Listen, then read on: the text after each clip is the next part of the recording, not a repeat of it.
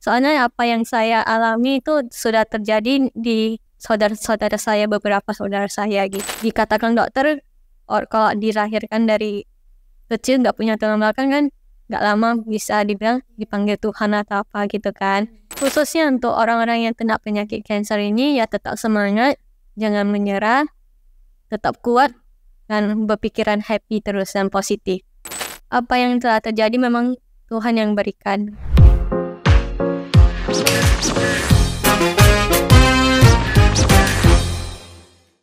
Selamat siang semuanya dan selamat datang di Making You Better You Show. Bersama saya, Colonel Charlene Felicia Lim, as your podcast host for today. Jadi, hari ini kita akan mendengar cerita dari seorang penyintas kanker yang penuh inspirasi. Walaupun ia telah melalui perjalanan yang begitu menantang, ia tetap dapat selalu berpikiran positif. Mari kita sambut dengan penuh semangat, Ci Valencia. Halo, Ci, apa kabar Ci? Kabarnya baik. Oke, boleh nggak Cici perkenalkan diri dulu? Halo semuanya, nama saya Valencia Giska Sonsa. Saya dulunya di umur 12 tahun, saya terkena penyakit kanker. Saya bisa dibilang kankernya itu, nama kankernya Ewing sarcoma, yang seharusnya di tulang kaki, tapi saya terkenanya itu di kepala. Tuh. Saya. Jadi aku mau nanya nih Ci, awal mulanya dari penyakit itu gimana sih Ci? Kayak gejalanya gitu? Gejalanya itu sakit kepala dan muntah tuh di tengah malam selama 3 hari 4 hari gitu. Dan setelah sakit kepala dan muntah di tengah malam, nanti di pagi harinya udah sehat bugar seperti tidak sakit gitu. Jadi apa sih reaksi Cici kayak gimana sih pas tahu kayak Cici itu didiagnosis kanker? Itu kejadian yang pertama itu terjadinya itu 2 kali dan akhirnya kedua kali pergi MRI baru tahu kalau saya ada tumor. Baru besoknya langsung go to the point, langsung ke Singapura untuk mencari dokter untuk bisa menjalani operasi kanker tersebut. Dan kalau untuk mengetahui kondisi ini ya saya biasa-biasa aja sih sebenarnya, namanya masih anak kecil ya, gak tahu bermasalah mungkin di orang tua yang bisa dibilang sok gitu untuk mengetahui kalau anaknya seperti ini gitu. Iya sih. Kan biasa kan Cici kalau sakit 12 tahun itu kan pasti ada perawatannya kan Ci? Ya, apa aja perawatan yang sudah Cici jalan? Pas di umur 12 tahun itu saya menjalani perawatan radiasi dan kemo, dan radiasinya sebanyak 31 kali dan kemonya 15 kali. Dan itu masa perjalanannya itu selama 1 tahun 1 bulan sih dulu di Singapura. Jadi Cici tantangan apa sih yang paling berat menurut Cici sama proses perawatan penyembuhan itu? Yang paling berat yang pertama ya pas di radiasi ya. Soalnya kan setiap orang kalau radiasi beda-beda motif, cara posisi tidurnya atau apa gitu kan. Kalau radiasi yang saya jalani itu dengan cara tidur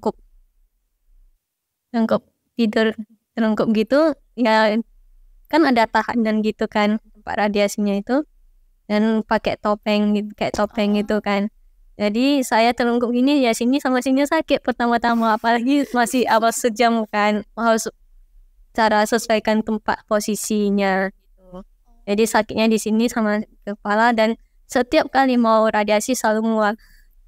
Makanya berat badannya menurun sampai 10 kiloan gitu.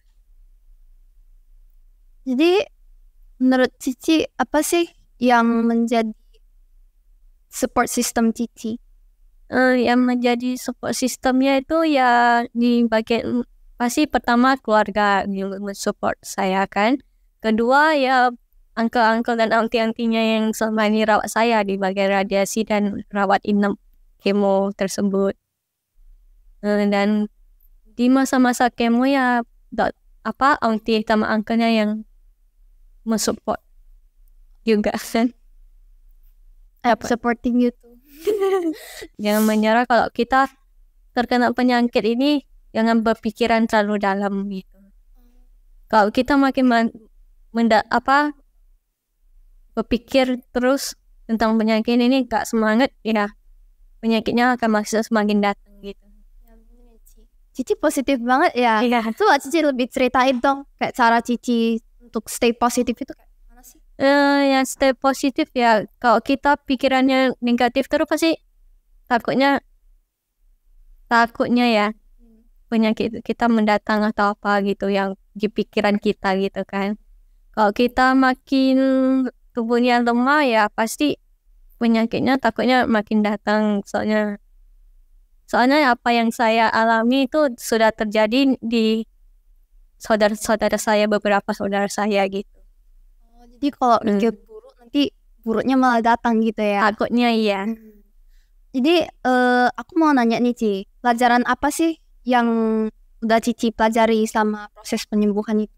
Yang saya pelajari ya, yang saya lihat itu beberapa teman-teman yang terkena penyakit ini perlu perjuangan yang lebih kuat lagi. Apalagi yang terkena di tulang kaki ya harus belajar jalan lagi. Apalagi. Dan saya pernah ketemu dengan orang-orang yang dari lahir gak punya tulang belakang, yang tumbuh sampai hari ini kuat. Yang seharusnya dikatakan dokter kalau dilahirkan dari kecil gak punya tulang belakang kan gak lama bisa dibilang dipanggil Tuhan atau apa gitu kan. Tapi saya inspirasi dari dia juga gitu, yang menyemangati saya dan orang tuanya yang buat saya untuk pergi mencari dokter gitu. Jadi ayo dong Cici spill ke kita, apa harapan Cici untuk kedepannya? Ya khususnya untuk orang-orang yang kena penyakit kanker ini ya tetap semangat, jangan menyerah, tetap kuat dan berpikiran happy terus dan positif. Okay, that's a great message. Jadi boleh dong Cici ceritain lebih lanjut lagi tentang yang tadi kayak momen paling berkesan menurut Cici. Kalau bagian momen berkesan ya bersama auntie sama uncle-uncle yang bagian radiasi. Soalnya mereka sama saya welcome, mau bermain sama saya. Soalnya yang saya lihat dari auntie-auntie dan uncle-uncle yang lain semuanya pada cuek, gak mau bermain. Maksudnya namanya masih kecil dia, masih kayak anak-anak gitu kan. Ya mau bermain gitu, mau iseng-iseng gitu. Sama kalau yang lain ya semua pada galak-galak semua. Sih, boleh sharing nggak mungkin mengenai pantangan atau ada larangan khusus dari dokter selama perawatan? Kalau untuk pantangan dari dokter sih nggak ada ya, Syafin. Ya kalau pantangan ya palingan nggak boleh makan makanan yang udah terbuka kayak di food court gitu. Apa segala macam makanan tuh boleh, apapun dikasih makan oleh dokter. Dan mama saya pun sudah tanya dari dokter gizi khususnya untuk radiasi, untuk kemo punya gitu. Di saat kemo ya palingan kalau darah kita lagi rendah ya nggak boleh keluar, harus pakai masker gitu. Terus Ci, selama proses penyembuhan nih kan, ada gak sih kayak dampak gitu terhadap kegiatan Cici sehari-hari? Ya dampaknya ya untuk masalah kesembuhannya ini ya selalu berdoa aja sih untuk bisa tetap tubuhnya kuat, berdoa, dan apa yang telah terjadi memang Tuhan yang berikan untuk kita. Mungkin aku 3 kali kemo saja, 1 obat belum masuk aja, 1 kanker saya udah hilang sih. Dalam kegiatan sehari-hari walaupun harus menjalani kemo sampai habis, ya itu sih mujizatnya Tuhan dalam sehari-hari. Ya pastinya capek untuk melawan sakit ini. Selama 15 kali kemo saya hanya 3 kali demam. 3 kali demam, sekali masuk ICU sini karena saking udah gak bisa tahan lagi untuk masuk obatnya tersebut. Dan di hari terakhir itu yang paling parah, yang kemo ke-15 ini. Parahnya ya demam sampai seminggu 2 minggu di rumah sakit gitu, sampai selangnya yang seharusnya masuk obat itu pun udah masuk bakteri sampai dia kemo terakhir. Itu sih kalau kegiatan sehari-harinya itu perjuangan dan berdoa. Berarti ini udah termasuk proses pemulihannya, Ci? Kalau untuk masa proses pemulihan sebenarnya udah lama ya. Soalnya saya perawatannya itu dari 2012 sampai 2013 selesainya. Dan saat ini ya palingan setiap tahun check up. Soalnya tahun kemarin, di tahun 2022 kemarin baru operasi steroid. Dan di 2023 kemarin kena penyakit epilepsi lagi. Itulah perjalanan yang bisa dibilang tidak gampang untuk kena penyakit kanker ini. Cici kuat banget ya. Jadi bagaimana sih perasaan Cici udah sampai di titik ini? Ya, pastinya bersyukur bisa kuat sampai hari ini. Yang buat aku tetap semangat itu ya berdoa terus, minta sama Tuhan untuk bisa menguatkan kita dan bisa memberikan kita untuk tidak menyerah. Yang penting jangan menyerah dan jangan berputus asa aja. Sejauh ini ada gak sih hobi atau kebiasaan Cici yang ditinggalkan? Kalau untuk kebiasaan dan hobi ya pasti yang pertama ya suka membuat rajut. Kedua ya membantu orang tua di bagian restoran dan ya suka nonton-nonton gitu aja sama ikut event gitu. Kenapa ya, Ci? Event dari Rotary Club gitu. Jadi kata Cici kan hobi yang harus dilepaskan Cici itu salah satunya kan merajut kan. Cici biasanya suka merajut apa sih? Merajut dompet kecil sama tas gitu atau untuk khusus sarung botol minum gitu. Cici belajar rajutnya dari siapa ya? Dari teman tante saya. Belajar rajutnya. Jadi sejauh ini ada gak sih aktivitas atau hobi Cici yang ditinggalkan? Nggak ada sih, ya palingan ya kalau ada aktivitas ya ikut aja, yang penting jangan kecapean aja gitu sih. Cici boleh ceritain lagi ke soal hobi Cici? Ya hobinya ya di merajut, yang kalau nggak merajut ya ikut kegiatan biasanya aja lah gitu. Ada kegiatan ya ikut gitu. Ada yang mau dibuat ya buat aja gitu. Kadang nengok mood juga. Ya Ci, ada gak sih efek samping yang dari pengobatan yang dulu Cici jalan? Efeknya ya tadi yang bilang ya kemungkinan 10 tahun atau 20 tahun kemudian akan terkena penyakit epilepsi.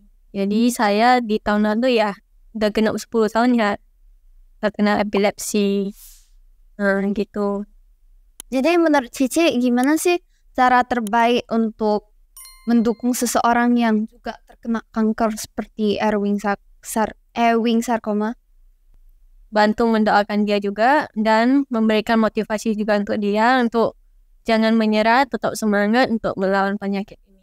Sebagai penutup ya Cici tolong dong kayak berikan kami motivasi atau pesan gitu. Ya tetap semangat walaupun percobaan itu berjalan terus, ya tetap semangat, jangan menyerah. Walaupun kadang kita ditolak atau apa, ya tetap coba lagi, jangan sampai kita benar-benar menyerah. Oke, jadi makasih ya Ci Valencia udah menginspirasi kami dengan sosok Cici yang begitu kuat dan positif. Makasih juga kepada viewers yang telah bergabung dengan kami sampai akhir. So, see you again next time. Stay strong, stay positive, and sampai jumpa di episode selanjutnya. As someone Making you better you.